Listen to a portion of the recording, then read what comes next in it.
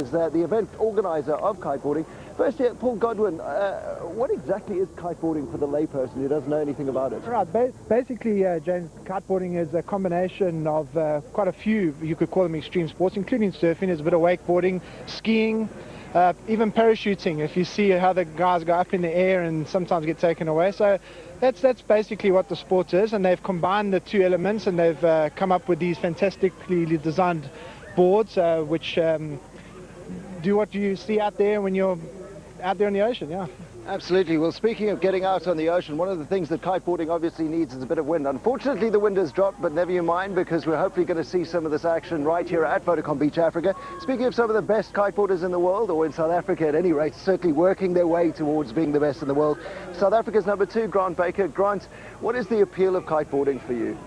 Basically, I came from a surfing background, and during the winter the waves are really good and we get to surf a lot, but come summer the surf drops and obviously the wind picks up, and it gives me an alternate sport to do that I enjoy on the ocean. So it's a great alternate sport that backs up surfing, as well as being in its own right a new and exciting sport.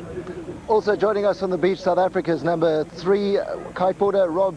Rob, obviously a lot of windsurfers and surfers are turning towards kiteboarding. Is it an easy transition to make from surfing and windsurfing into kiteboarding? Well, I come from a surfing background, and yeah, I find it very easy. It's still getting in the water, surfing, being in the waves, enjoying the ocean.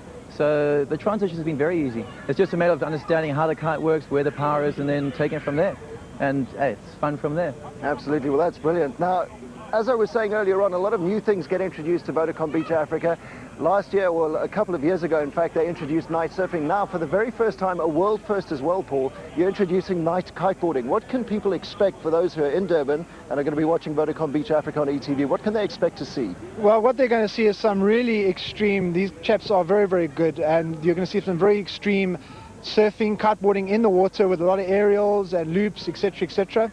And yeah, we looked... Durban's a perfect venue for this type of sport. We've got the lights, so we have the opportunity in Durban to provide world first. So I was thinking, well, why not kiteboarding if we can do night surfing? Because normally the easterly blows when the night surfing is blowing on. So here we are, but alas, no wind, unfortunately. So bit of a bummer.